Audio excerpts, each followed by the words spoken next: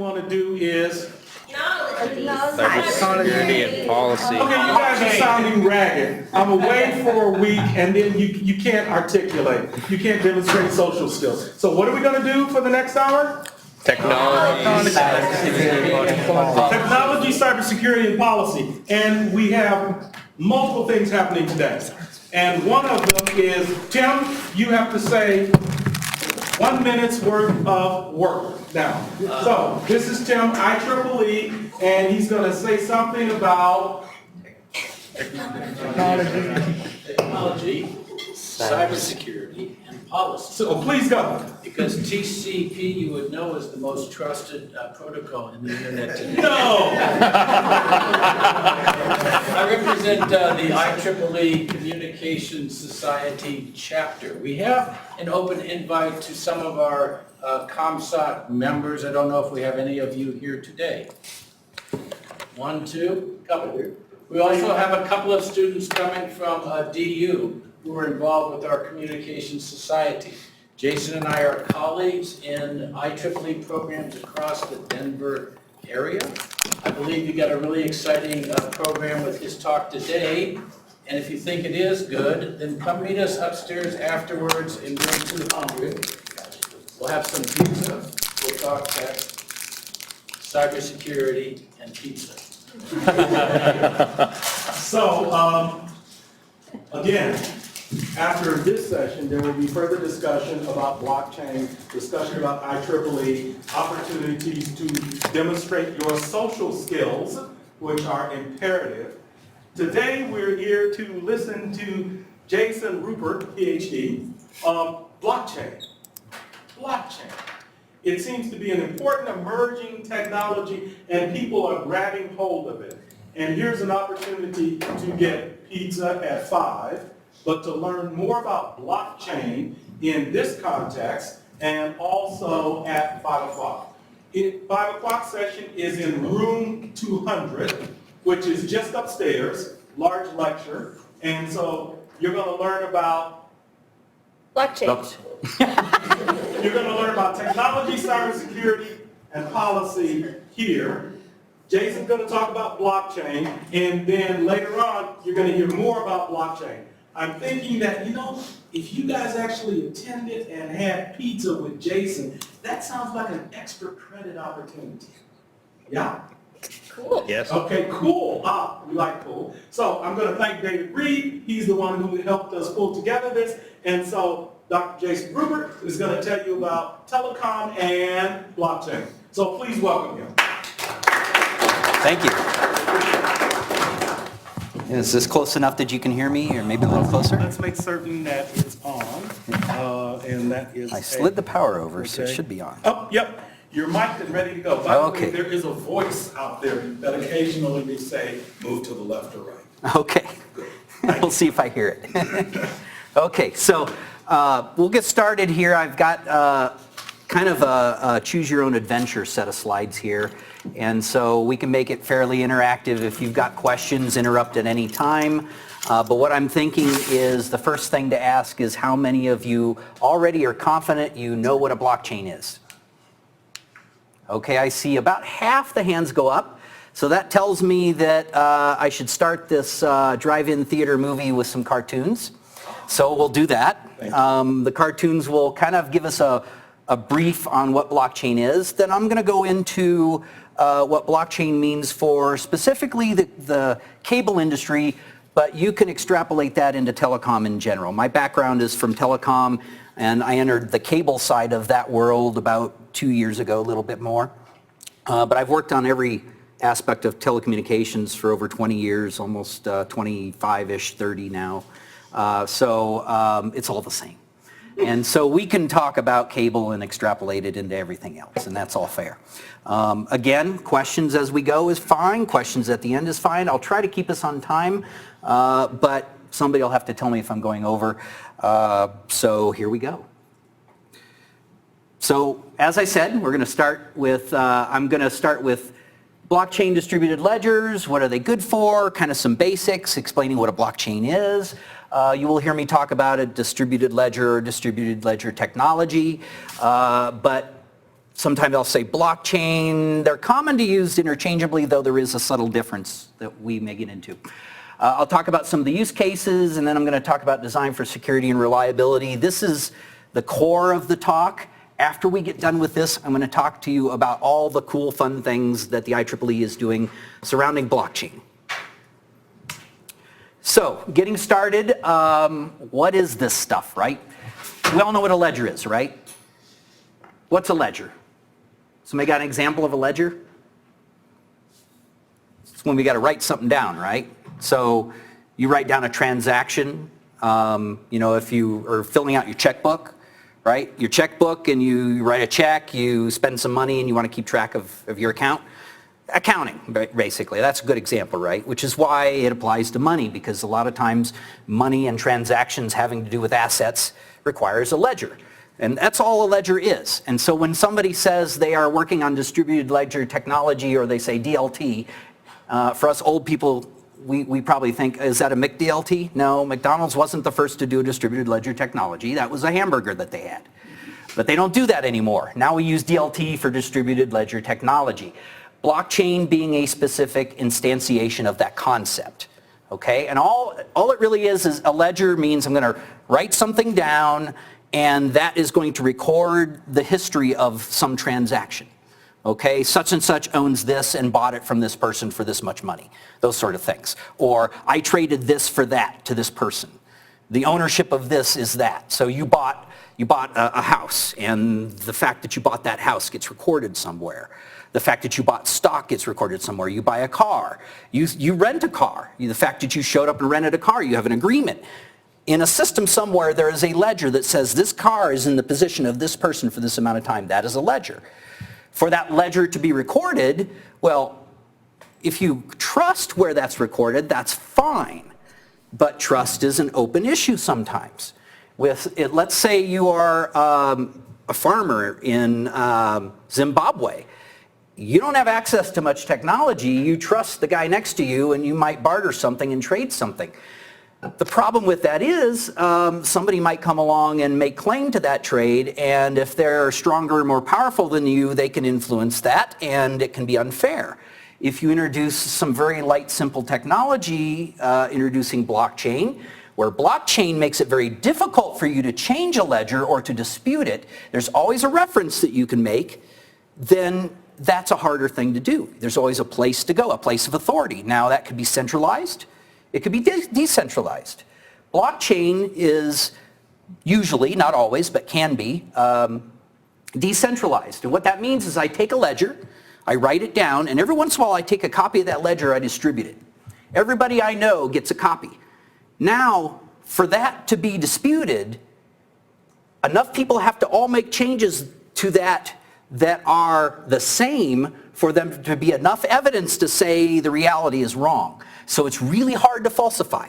That's the concept behind a distributed ledger. Blockchain is an instantiation of that. It is one method for that. Distributed, locked, it's important that it is locked. We do that with cryptography.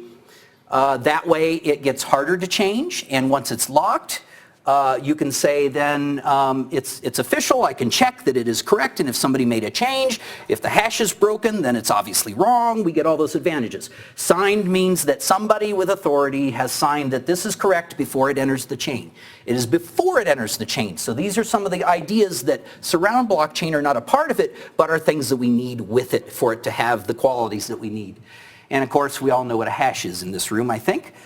Cryptographic hash, for a few of you who probably aren't taking classes around here, basically think of it like this. I have the material that I've got. I'm going to apply an algorithm to it that shrinks it, compresses it down, and I get usually an alphanumeric result that essentially means that if I were to change any content in there, this alphanumeric result would have to change, and therefore, as long as this remains the same, I know that all the content within it remains the same. So it is like a seal of approval. It is like a seal on an envelope that says if I were to open that envelope, it would be broken in a sense. So that's our basic concepts. But a blockchain is essentially this. We start on the right and we move to the left. So it's a conveyor belt moving these blocks. Okay? Think of it like this. The first one is I've got a block. I define the block. Next, what I do is I fill it with something. That could be code, if I'm writing software. It could be a contract, if I am trying to execute on a contract. It could just be data. It could be a ledger, it could be information. Whatever you want can go in there. But it's got to be put into an electronic form for it to be a blockchain. Once it's in there, I lock it, which means I say nothing more can go in that box. And it's locked and you can't change it. After that, I sign it. I say what's in here is correct and official. Once I've done that, I distribute it. So I put it on the copier and make copies and distribute it and get it as far out there as possible. Because it's signed and because it's locked, if anybody tries to break the lock or change what's signed on it, you have to do this in a way that would attack the distribution. If I've got 1,000 copies out there, you got to get a big chunk of that 1,000 copies to change if you want to fake anything. If you want to try and steal from the system, you got to change a significant portion of that, and you got to do it in a uniform way. So you got to collect a whole bunch of buddies out of that 1,000, say, okay, let's agree, we're going to cheat this way. Everybody's got to agree, and you need more than half. If you're going to convince people, and we can get into the whole math of it if you want to discuss it a little bit, but it gets into what's called the Byzantine generals problem. If you've read that paper, if you know what that is, let's set that aside because we'll be here another 2 hours. The point here is that trust and identity are not the same things. So you can run a system that assures identity, but that doesn't guarantee trust. And you can run a system that has layers of protection within it that assures trust, but identity is different. You can trust without the identity. You can have identity without the trust. Usually in most applications you want both, but don't get them confused. They are separate things and you need to design for both. Also, having a transaction does not mean it's accurate. So the accuracy has to be assured separate from the fact that you are handling the transaction. So you can have these things. One doesn't guarantee the other, and you have to design what's required. So one aspect of a blockchain is that you get in this system, you get this feature. The feature is that because events are synchronized, as you go into the system, you get sort of the serial aspect of it. So that means that when I record a ledger, it goes into one block, and then there's a change in the next block. You know that the earlier block happened before the later block. So you have a certain feature in a blockchain that gives you some information about the fact that the information comes in a sequence. Okay. Once locked in a block, it's treated as fact, and blocks are ordered, and they're visible to all. So then everyone can see that information. Okay, everyone can see that this happened after this. Now, of course, if they're in the same block, there might be some ambiguity on that timing, so there's still a need in some cases for you to record, say, a uniform time as to when that transaction happened, and that could be recorded in the block as part of the information as well. So another aspect about blockchains is that one could apply them to sort of managing of a network. So networks are complicated systems. Blockchains require networks, but at the same time, blockchains can offer value to networks. So a complex network with layered control using a blockchain is possible. If you think of controlling a network and the instructions on a network, that's just another fancy ledger, right? If I say the resources on this link are shared amongst these three owners in these ways, that could be translated into a networking protocol. You can build a flow in your network that identifies how that goes and routes through the network. So I could identify a flow in blue, a flow in green, and a flow in orange on that network. And those could be defined and held in a blockchain.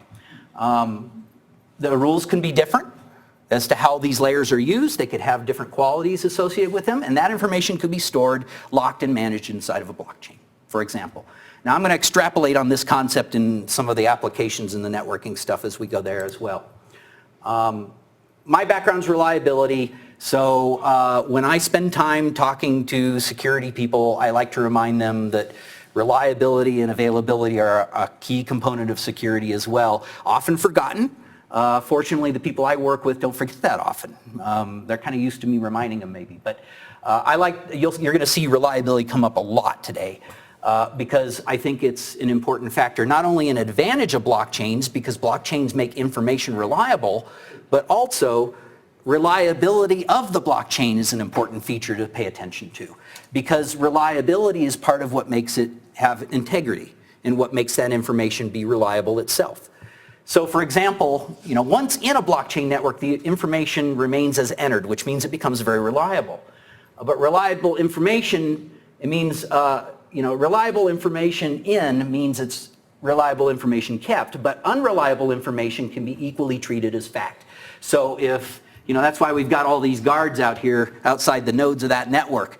If you don't have some method in there that checks what goes onto your blockchain, you don't have a guarantee of what's in there as fact.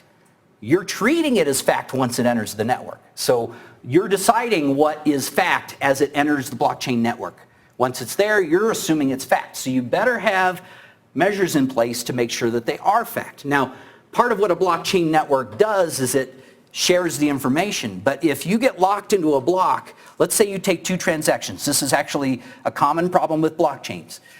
You can take one particular asset, and at one end of the blockchain, you can say, I'm going to trade this asset to person A. And on the other end, you can say person B owns this asset instead. When you do that, they both enter the network. You can create what's called a fork, because you've got conflicting information in the blockchain network. And that actually has been a problem with blockchains, and there are measures that they've had to take to fix those kind of problems. It's a really hard problem when it does happen. Some of them have designs within them that says, okay, if I've got a fork in the chain, I'm going to let whatever one beats the other one become the fact. So there's different ways to do this, right? But the point is that you can try to break that. So having some sort of security on the outside of that says, that gives you what you want. You design in, okay, I need to know if this person really is who they say they are, if they really do own the asset, and if the person who they're trading it with, both sides agree that this is true. And if you got that much, you enter it into the chain, and at some point, you distribute it across the network, and if it gets across the network far enough, you say, okay, that's good enough for me. I'm satisfied that this deal is done, and therefore, I'll make whatever physical end of this trade happen. So if I buy a pizza with a Bitcoin, I'm going to do the transaction, but I might, as the guy who's selling the pizza, I might say, this could be a big deal on this pizza. This could be an expensive pizza. I'm going to wait until I actually get verified back here that this guy really owns this Bitcoin.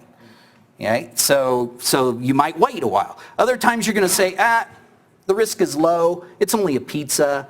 It's a $12 pizza, no big deal. I'll take the Satoshi, which is a subset of a Bitcoin. I'll take however many Satoshi the pizza costs. I'll take it, and I'll take the risk, and I'll let it go. Okay? So it all depends on what your particular use of it requires, and you have some of that flexibility there. Okay, so now we're going to talk about use cases. So we've kind of talked about the basics of the technology and the concept. I don't know if I covered every aspect. Did I give you enough to know what's going on here? Think of it as a network that records your transactions, records your events. It can record a contract. And once it's in the network, it gets distributed. So it makes it very hard for you to change. And that makes the information very reliable. If you do a good job with security, you do a good job with identification on the outside, you can do a lot of great things with it. And now we're going to talk about some of those applications, okay? So we'll talk about what's new from a revenue standpoint or ways to generate money. We'll talk about optimizing your costs. We'll talk about some customer experience things and some ways that I would call just decreasing friction, making things easier to happen. So new and direct revenue. And this is, again, I'm talking about the cable industry, but it really works for telecom in general. And I would actually argue in some cases it probably works beyond that as well. Because if you think about it, I'm just talking about communication, and communication can happen in a lot of forms. It can even be informal. You may not even need an electronic network. You can do this, in a handful of people in a room, maybe, some of these things. So just think of it as very general. So, the obvious thing is, as a network provider, you can provide blockchain as a service. So you could build a blockchain solution as a network provider and say, we are building a network or a section of our network that is going to enable rapid transaction handling or highly reliable, or we're going to build a security aspect to our blockchain which is superior than everyone else's, so trade assets on our blockchain, for example. You can build content-focused coin offerings. So you can say, we're going to build a way for everybody who is on Facebook to trade, let's say, photos. So I'm going to give you access to my photos if you give me access to your photos. I'm going to handle that as a transaction on a blockchain, for example. Games and esports. So who you are and whether or not you're enabled to play this game, what games did you win, what awards have you won, and maybe even if you win a contest, you could win your award onto a blockchain network. That award could be access to a system, access to certain, maybe your character gets access to certain capabilities. All that has to be recorded somewhere, and that's a ledger. And you can put that on a blockchain. And there are reasons why you would have that on a blockchain, because that person might play that game from lots of places. And if you put it on a network, then that ledger is distributed and it's closer to wherever they may end up plugging in and using and doing things. They can also share things that way. They can trade in a virtual world through a blockchain. Digital goods provenance. So this is where, again, if I own something and it's a digital form, I might own an ebook. I'm done with it. I might want to sell it to somebody or trade ebooks with somebody. You could put that on a blockchain because the ownership of those ebooks, and the ebook has an identity, and you can say, this ebook, which might have this title, but it might also be this specific ebook. It might be that there are 50 of this title out there, and those 50 will just be out there, and I will only let 50 exist, so I can't copy them. You do things like that, but there are ways that you can then trade these electronic resources. We can secure digital media. So you can have in there the ability that says, okay, this item here has, in order for it to be used, has to have a key. And for someone to have a key, they also have to have an identity. And that identity might be on the blockchain. Okay, you have to say, yes, this is me, you confirm that. And not only that, but you go to the blockchain to confirm ownership. Yes, I have ownership of this. Or my cousin has ownership of this, and my cousin has permitted 5 people in their family to use this. And that's okay because they own that and they have the right to do that. So that can be recorded on a blockchain. So this becomes then a new model for ad revenue as well. And about a year ago, there was actually an announcement, I believe it was Comcast, is in a partnership to develop a blockchain for handling ad revenue. So there's an example of where it's actually coming to fruition. And of course, multi-party billing, if you end up doing sort of a shared asset, if you tie in with your network provider, but you're buying 13 different services in a mix, you might put that through a blockchain to say, yes, these assets will be shared this way. And the revenue that you're paying monthly for that service might be distributed across according to the rules that are prescribed in the blockchain. Lots of things on cost optimization. I won't go into all of them. But for example, NFV management, so managing my network function virtualization, and the virtualization orchestration that I would do in a network, if you're familiar with those things. Dynamic service creation or provisioning, so if I want to make changes, I go to the blockchain to see if the rules say that I can make these changes and whether that I'm permitted, and whether or not if I have to spend some resource in order to do that, maybe add to my bill to do that, that would be handled on a blockchain. Enhanced content protection. I might add in additional layers and additional permissions or additional rules from what's already there and put the additional ones as part of that blockchain. Scalable Internet of Things, so IoT devices and how they scale and how their ownership is managed, what rules they follow, what they can do that can be handled on blockchains. Reputation-based authentication, so you can authenticate whether or not something or someone has the ability to do something and what their reputation is. Their reputation could be recorded on a blockchain. Right? I think there was an announcement yesterday about, I think in China, they're asking all citizens to sign off that they are loyal to the party onto a blockchain. I don't know why you would bother, but it seems they're doing that. So there's all sorts of use cases. Customer experience, so I can do customer preference tracking. So a customer prefers to receive ads from this, prefers to watch this kind of movie, prefers that, the other. That's information about a customer that could be loaded onto a blockchain, distributed. So whenever that customer goes somewhere, let's say they show up at a hotel, they enter their ID, their identification, then travels with them. Oh, you prefer this kind of content? These channels on this TV will be to your liking. This content that's provided here. Oh, by the way, the service you subscribe to, we can funnel that into you for you here. Customer loyalty activity. Let's say you take five night stays in a Marriott, you get some sort of credit with that. What if you want to trade that credit? What if you want to trade it with your airline? Maybe they can set something up that allows you to trade that quickly and in a way that you can make it very fluid. That could be done on a blockchain, for example. There's actually a lot of things you can do with customer loyalty this way because it allows you to trade assets, and those assets can have a value that can be attributed, and you can share that across in many ways. You could share it with your cousin, you can share it with another set of assets you own, you can spend it in different ways as well. One I like is customer as a content provider. So you as a communication customer, you buy internet service, you buy, maybe a programming from Comcast or your cable company or whoever you are with. Well, you might actually be generating content too. And what if you generated some pretty good content that you wanted to share on the network? And what if that gave you a way to barter and trade assets? Then maybe you get free content, or maybe you get to trade your content for somebody else's content. So there's a whole myriad of future out there where customers become service providers too. So you can generate your content, just like if you think about it, this is what YouTube's about today, right? Now it's kind of ad-based, but what if you say, hey, here's my content, if you like it, share me your content, and I'll give you some special content. And now it just becomes sort of transaction-based, and it's not ad-based. So those kind of things could be in our future too. And another form of that is just media sharing. If I own some media because I bought it, I might want to share it too, not just because I produced it, but just because I want to share it. Like a question? Yeah. You want to wait to the end for questions? No, anytime. So this is also spills over into privacy concerns. Mm-hmm. And so what you're talking about is tracking.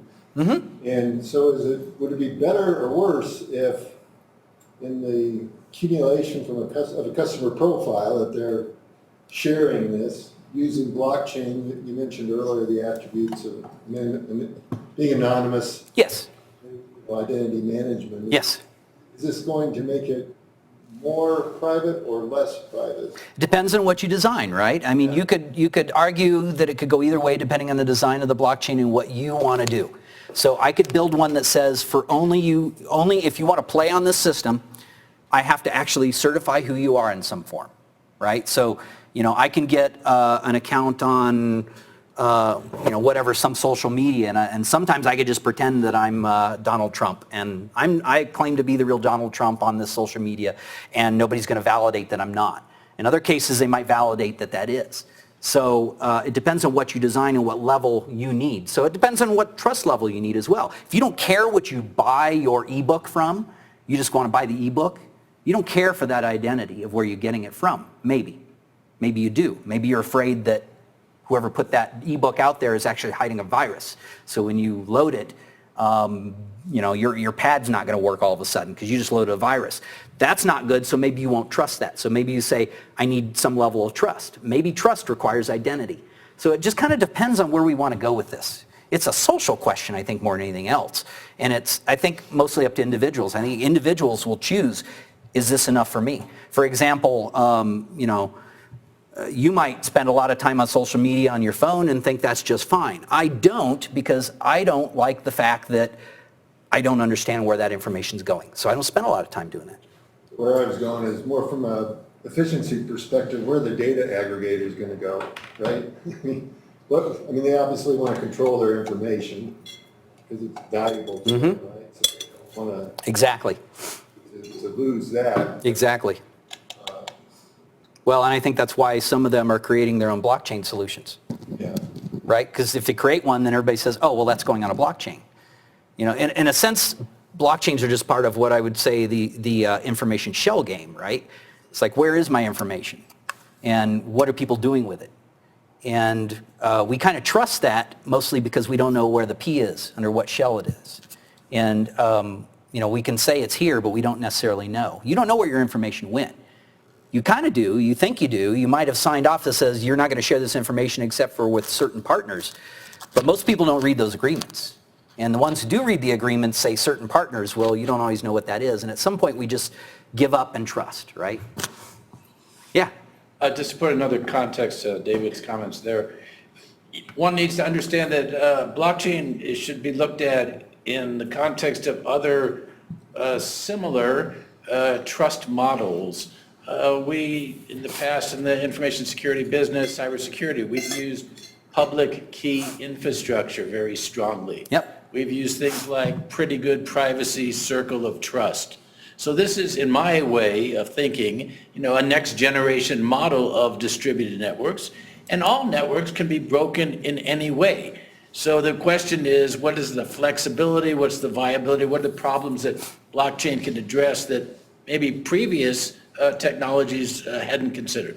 And because of that, I worry a lot less about those features than I worry about what goes on outside. Yeah. So, correct me if I'm wrong, if you remove one of the blocks, everything breaks? Well, no. No, so this could still comply with California's flavor of GDPR because because under California's GDPR, you in theory have the right to go to someone who has your information once they meet certain requirements and say, delete everything you have on me. The problem is, deleting a block in a blockchain is extremely hard. Now, I can lose it, but I'm always got the hash of the previous block in the new block. So one thing I forgot to mention was that as you go from one block and create the next, you take the hash of the previous block and enter it inside the next block. So every one of these blocks then becomes a chain, thus the name.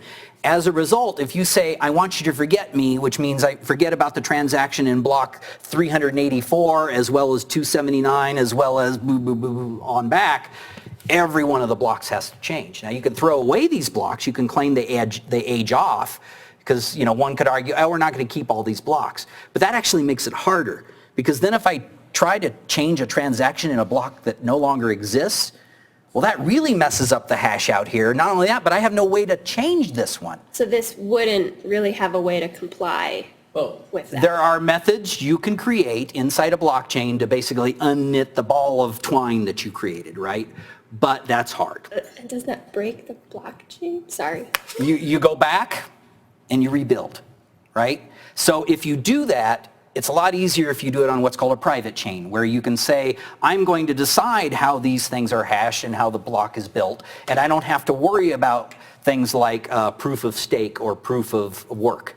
Proof of work is horrible, because proof of work says, I've got a whole lot of people who are going to spend a lot of time and energy competing on something, and only one's going to win.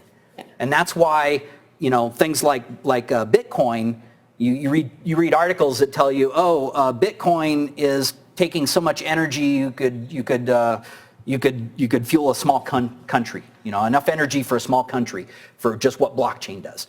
Well, that's a horrible thought, right? Because that just says, blockchain is contributing to global warming in a horrible way. Well, there's ways to avoid that, right? If you go with a private chain, or you go with some other proof, proof of stake, says I own more of this, therefore I have more of ability to decide when the block is closed and how to do that. Those things can be handled better. So there are ways around the problem depending on the blockchain that you choose. Again, it goes back to the design choices. Yeah. Do you know of any research that anyone's done to look at possibly the desired number of distributions in a private chain that would allow you to go back and eliminate information? I'm not aware of any, but I'm sure somebody's looked at that. Yeah, I just don't know. Yeah. Is there any analog of a dark block? Because all of this seems to be, this is going to happen no matter what. And I would possibly like to opt out, or I'd like to be part of a dark set of blocks. Or all of this is information gathering about me or other people. Mm-hmm. Is there any way to, going back to David's point, mm-hmm. to protect privacy, to hide, to not be, to use, help me here, because this is a brave new world and it's frightening. Sure.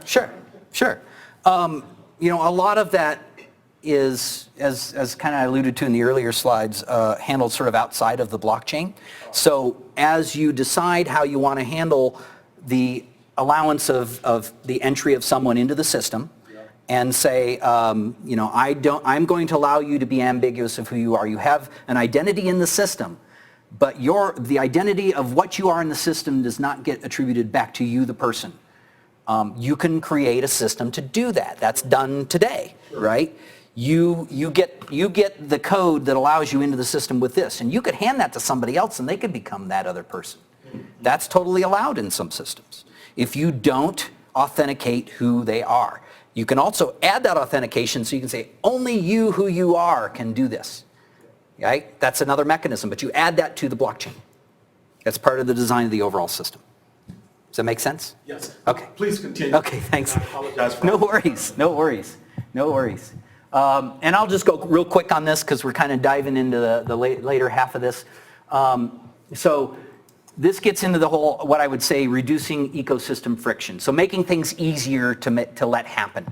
When you reduce ecosystem friction, certain things that weren't too possible before now become possible, right? I mean, that's why we have this Bitcoin thing happen, and that's why Ethereum is doing all sorts of things. It's because they're making things easier to happen in general. So I can distribute trust, right?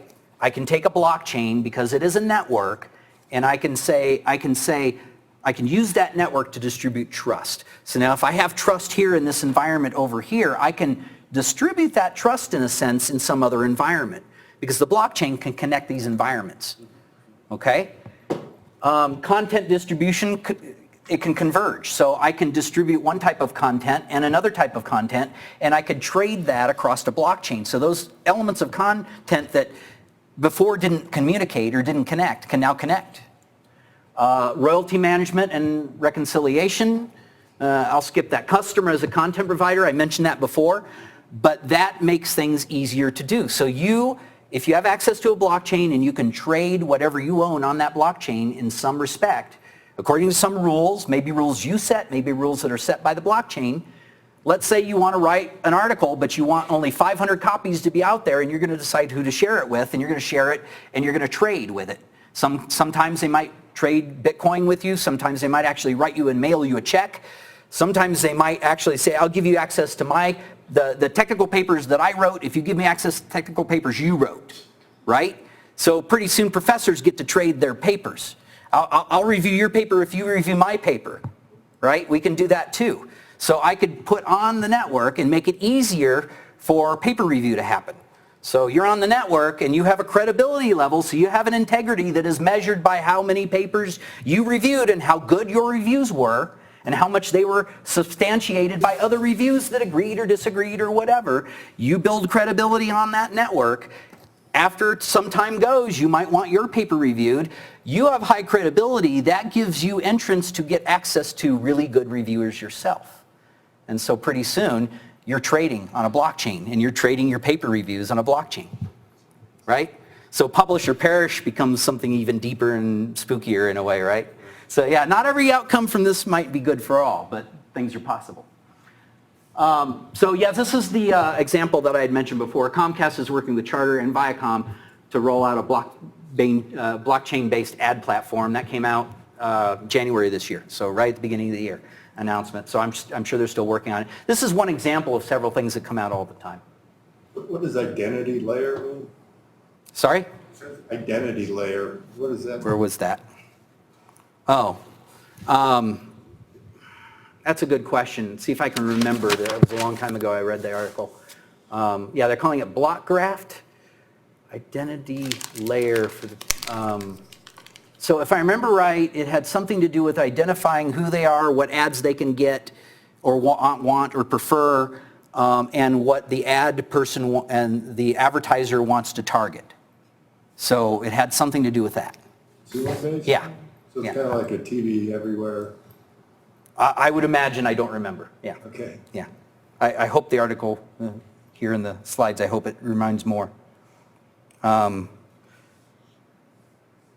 Improve planning, targeting, execution, and measurement across screens for TV advertising and marketing. So yeah, to see who's paying attention to what, what marketing are they actually, interested in, so on and so forth. Okay. So now I'm just going to kind of get into some of the design concerns. I've mentioned some of these a little bit, but I want to get in a little deeper into some of these. Security and reliability in particular. First, what does reliability mean? I think we generally know what the term reliability means. I could get pedantic and say, it means specifically the probability of something still working at some future time based on the fact that it was working at time zero. That's the pedantic definition of reliability. Not worried about that so much. I'm worried about the big reliability, sort of reliability of things. But what I mean here is, what does reliability mean in this context? There's several things that we could talk about being reliable. Reliability of what's on the blockchain, reliability of the network, reliability of the software that instantiates this blockchain, reliability of those who are participating in the blockchain, reliability of the nodes in the network and how they handle what gets put on the blockchain or how they execute on that if it's instructions. So there's several layers here that you have to worry about from reliability. At the end of the day, we care mostly about the reliability of the service that we are using the blockchain for, service or services, and that can get very complicated. As such, we think about these elements and their contribution to the overall service, but we worry about the reliability of all these things. You can think of attack vectors as a reliability problem. Blockchain is a network, it's a system, it's software, it's hardware, it's everything out there. You don't have control over the network, you don't have control over all the software. It's participatory, so you're sort of relinquishing control, but you trade that for the fact that you have your ledger distributed everywhere, so the information becomes reliable, or at least you have a statistical probability of being reliable there. But that's the trade-offs you're doing. However, it's a complicated system. Complicated systems have lots and lots of attack vectors, right? The simplest ones are the ones that were talked about when blockchain was first invented, and that is the Byzantine generals problem, where we say, if I'll just mention it quickly, that basically the idea was, if you've got a bunch of generals, they're all going to attack the castle, but they have to agree on when is the right time to attack. If a whole bunch of them collude against that, you could end up in trouble and attacking at the wrong time, and as such you could lose the war or lose the battle. On the other hand, if you coordinate things well, then you have a good chance of winning the battle. That's the idea essentially. But the obvious attack vector there is some collusion. If you get one bad general and he's got a bunch of friends and he tells his friends, hey, we're going to attack now instead, then you end up with a problem, and that's an attack vector, right? Well, that's just a particular attack vector on the network. I could have a virus I put in the software. I could have networks that get brought down in another way. I could collude behind the scenes on what I think is a distributed chain and an open chain, but really what I'm doing is I'm purchasing, or I'm behind the channel, I am bribing elements of that network, and so now what appears to be trustworthy is no longer trustworthy. All these sorts of things happen. The more complicated the system, the more attack vectors. Network scale and performance, I'm going to talk a little bit more about that specifically here in a minute. I mentioned this a little bit before throughout the talk. I'll just reiterate a little bit. Are the parties who they say they are? What's in the chain? Is that what's been agreed to, or has there been a chain? Are the methods and the tools, can they design to assure anything? All those things are important. When you decide you're going to play in somebody else's blockchain, you'll want to know that. You want to build a blockchain and attract people to play on it, you'll want to advertise that, and you'll want to prove that. If you want to build something for a particular purpose, it needs to match that purpose. Do you need a central authority, for example? If you want to go with a non-central authority, that's great. Bitcoin is argued to be a non-central authority. However, if you look deeply at these systems, one can argue that when things get into trouble, you eventually end up with a central authority anyway, because eventually there is a state which these reach where things are not what they seem or not what they're supposed to be, and that usually requires everybody coming together, coming to an agreement of, now what do we do? That means you form an impromptu social authority there. So, yeah. Jason, a lot of the use cases you're talking about, you talk finance quite a bit, but as I see this slide, question comes to mind, Is supply chain seen as a classic blockchain problem? I'm going to go into what the IEEE believes are the areas in a bit. But yes, supply chain is a key one, right? And all the aspects of that, drugs, Shipping? well, shipping of anything, right? But shipping is one particular vertical, but so many things flow through that shipping, right? If we are doing transactions around drugs, we want to make sure that the drug you ordered online is shipped to you and it really is what you ordered and nobody switched that in the process. But then there's a deeper supply chain around with that drug as well, not to mention food, right? Yeah. Okay. So again, the Byzantine generals problem and its distribution and redundancy. A majority might not be sufficient in some cases. Higher certainty needed in some applications. Again, the pizza example that I brought up, that if it's just a pizza and you don't care so much, you might trust the system a lot quicker than you would, say, if you're buying a car. You might actually wait for enough of the system to agree that this transaction's valid and for it to be locked into a block and moved on to the next before you say, okay, here's the key to the car. I believe it now. I believe you really did have the assets, and these assets are now indeed mine. So here is the key. So all those things are considerations. Network and scale performance. So here I want to get in a little bit of detail. So if you have a small blockchain, the time to get into the blockchain actually could be long. And that's a disadvantage. And the reason being is because you might not have many access nodes to the blockchain. If there's only 3 out there and none of them are near you, you've got to figure out how you're going to get there, right? If you have a blockchain-based ATM system that allows you to trade between banks and you can aggregate your several bank accounts and get money out through that method, but there's only 3 ATMs that you can access, that's going to take you a while to make use of it. But if there's 30,000 in every city that you go to, like in a big blockchain, then that's an advantage. Right? So big blockchains have an advantage when it comes to time to get into the system and make access to the system. However, time to propagate is another question. If the blockchain's small, you only got 3 nodes, you can get in all 3 nodes almost instantaneously. If you got 30,000 nodes to get it to propagate in a large network, it's going to take a while. And that's why I think a lot of times if you're just buying a pizza, you don't worry for it to propagate through the whole network. You just say, 2 nodes, good enough. But if you're selling a car, you're like, I'm going to wait till that thing's 2/3 of the network. I don't want the Byzantine generals problem to be a risk. Time to propagate, therefore, is kind of reversed on that. Time to lock. A large blockchain has that advantage in that if there's a lot of participants in the system and they're doing a traditional type of hash function, trying to find the solution to the problem, to hash the block, if you're doing that and there's a lot of players, it's going to happen a lot quicker than if there's only a couple players. So if there's not much incentive to lock the blocks in that blockchain, it might take a while, and so a small blockchain might be at a disadvantage. You can ease that up, of course, by making the problems easier. But an easy problem is a lot easier to crack too, so you're trading off risk with that. So that's not always a good trade-off. Likelihood of a split. A small blockchain isn't likely to split very much because it propagates fast. So splits happen when you're trying to propagate competing dysfunctional transactions through the network and they meet in the center and go, uh-oh, these things don't work. These facts cannot coincide with each other. So with a large blockchain, that's a disadvantage. Bad actors. A small blockchain, you can have a certain level of control. You can make it private. You at least knew who the actors are, so that affiliation is a lot easier. Whereas with a large blockchain, there could be bad actors everywhere. You would have no way to see them and know anything about it. So there's some risk in there. Exposure risk. Your exposure risk is minimized with a small blockchain, but is very large with a large blockchain because of that access issue. And of course, reliability, well, I put 2 question marks there because there are so many different design choices and trade-offs here that you can't really say large blockchains are better or worse than small blockchains. There are just too many design factors into the system. It's a complicated problem. Let's talk a little bit about governance and code management. So blockchain networks are complex systems, as I keep repeating. They're not always under authority and control. Software best practices are important. There are best practices for software which assure reliability of software, but it's a double-edged sword, right? So I could be fine here, and vertical is hazard rate, so going up the scale is bad.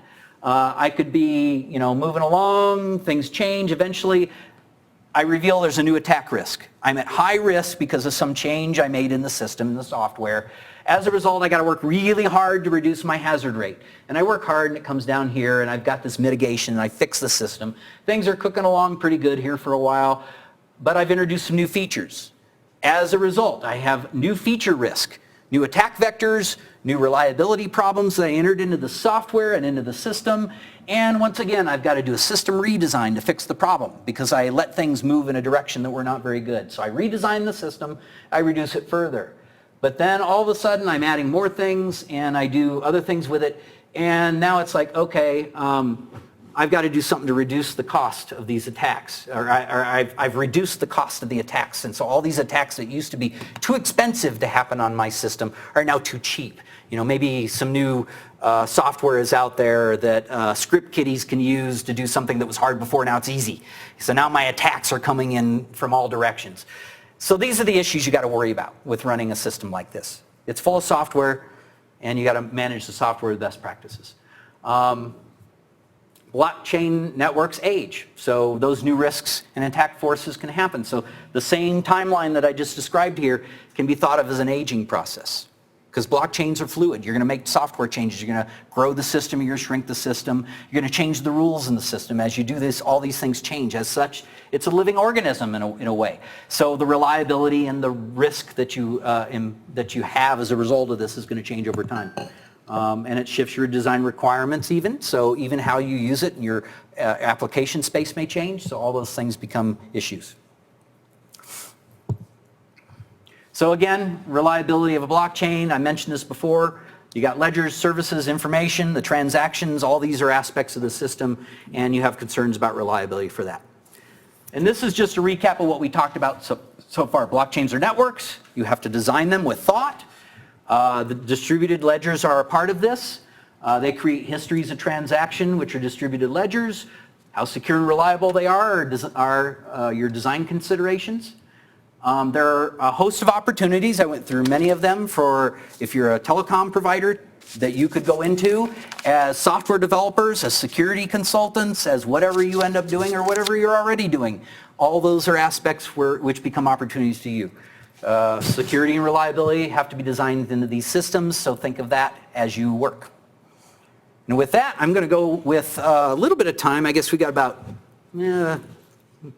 7-8 minutes. Let's say 7-8 minutes. I'll talk reliability or IEEE. Yeah. So before we thank our speaker, before we have questions. Yes. Sorry. We have a question, then I got a few more slides. And yeah. Let's thank our speaker for a fantastically stimulating presentation about blockchain. Thank you. Thank you. And you had a question.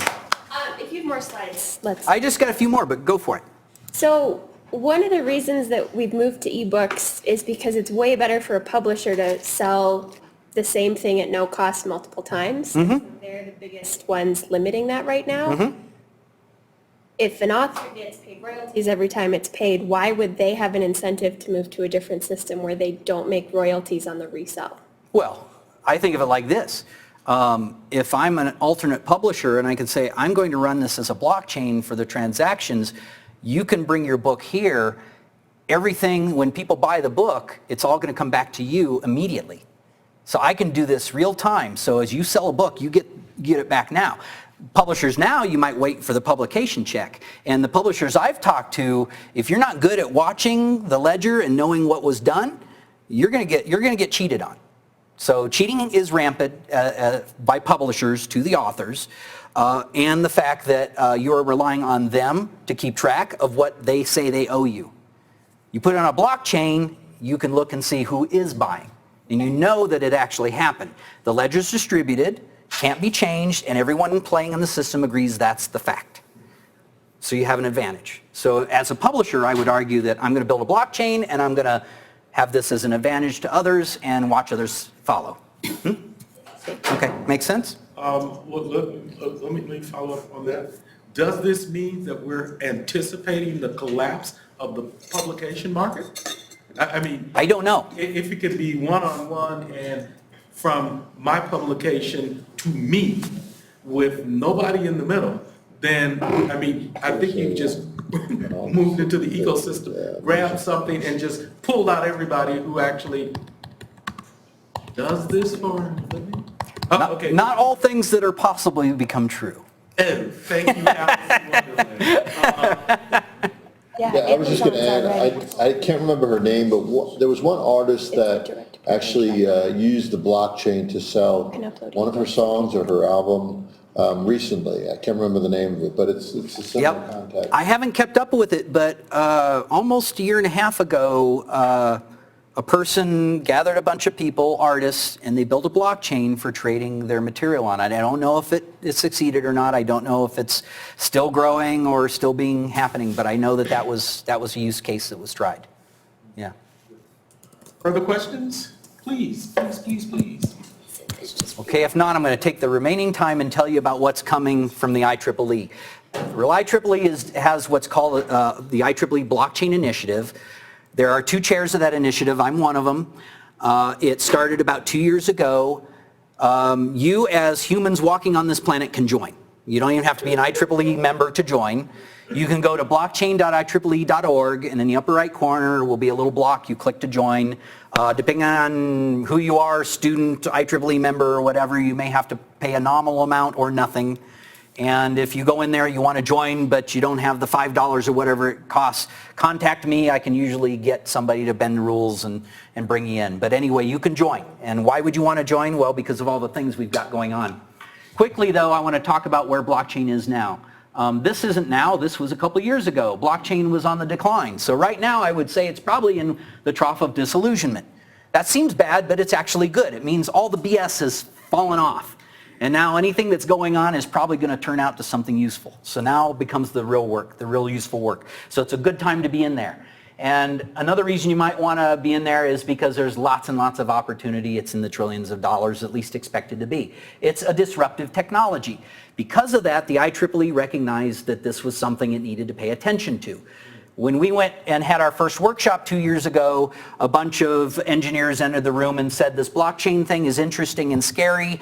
And a couple people sort of characterized it as the kids discovered a new toy in the other room, and the adults now are a little concerned, and the adults have to get in the room and do something about it before it gets out of hand. That was kind of how it was formed at the time. And we're working toward that, right? Lots and lots of proofs of concept underway in the industry. Here's some examples of where some of the activities are coming, and sure enough, what bubbles you see here as blockchain activities, the IEEE actually has local groups in most of those areas now. IEEE is a big organization. I won't go into all the details, but Future Directions is where a lot of these initiatives around technology are born. 2 years ago, the Future Directions block of the IEEE. IEEE is structured in kind of 3 branches. This is actually the one with the most money. And they decided to fund the blockchain initiative, and we've been doing that for about 2 years now, and we have just about every aspect you would expect out of the IEEE. Here's some other ones you might recognize. Some of these initiatives have since graduated, like smart cities, big data, cloud computing, cybersecurity. Over here in the newer initiatives, blockchain, brain, reboot computing, digital reality. All those are sort of the initiatives. Blockchain initiative is supported by several different organizations. IEEE Reliability Society, where I come from, Computer Society, where Tim is representing, Technical Activities, of course, who supports all of them, Communications Society, which also Tim represents. All these areas support that. The initiative has we sort of organized according to these sort of branches. We got lots of conferences. I'll touch on them quickly. We do publications. We do basically a bunch of white papers that we write ourselves or we commission to write, but also we have a peer-reviewed online journal called the IEEE Blockchain Technical Briefs. You can publish there. We have designs on spinning that into a bigger print publication as well and get it into Explore. We have massive amounts of community development I'll touch on, massive amounts of standards work going on. We have a web portal that I pointed you to, lots of content there for you to get for free. We have an educational element, and we have professors from here and from CSU contributing, as well as some from a few spots over the globe. I'll touch a little bit on each of these with what time we have left, but here's the organization and the leadership that we've got in each of these, and we have staff support of Tim here from the IEEE. He helps us get organized and tell us where we can spend our money. We just had our Flagship Conference, the second annual one. We're going to do it a third year. It's at NIST. We're going to move it to May. We're going to move it to May. It was later in the year. Now we're going to move it up to May because we're going to do a larger, broader focused workshop in, I guess we're targeting, where is it? Scotland, targeting Scotland. There's a university in Scotland that has a lot of blockchain activity, and we're going to partner with them. We have our publications. The IEEE has a lot of standard publications. IT professional Tim and I are actually doing a special issue in there on blockchain coming up, and you can publish with it. And then we also have our blockchain technical briefs, which is represented on the left, and you can publish there. We have lots and lots of local groups. In 2018, we launched all those local groups you see on the left, and we launched just one officially in 2019, and we have a bunch approved that are working through the system, and that long list for 2019, by the end of the year, they will be approved. And we have that many. Okay, and I'm out of time, so I'm just going to go quickly to remind you there's educational content, and to kind of give you a quick look at all the verticals, transactive energy, and Internet of Things, blockchain systems. All these are standards groups that we have working. And there's special projects that we're due, pre-standards projects as well that you can get involved in.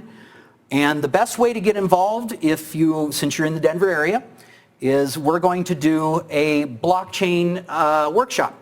We're right now tentatively planning it here at CU around the middle of December, or early to middle part of December. The initiative's going to fund it. We're going to invite the public.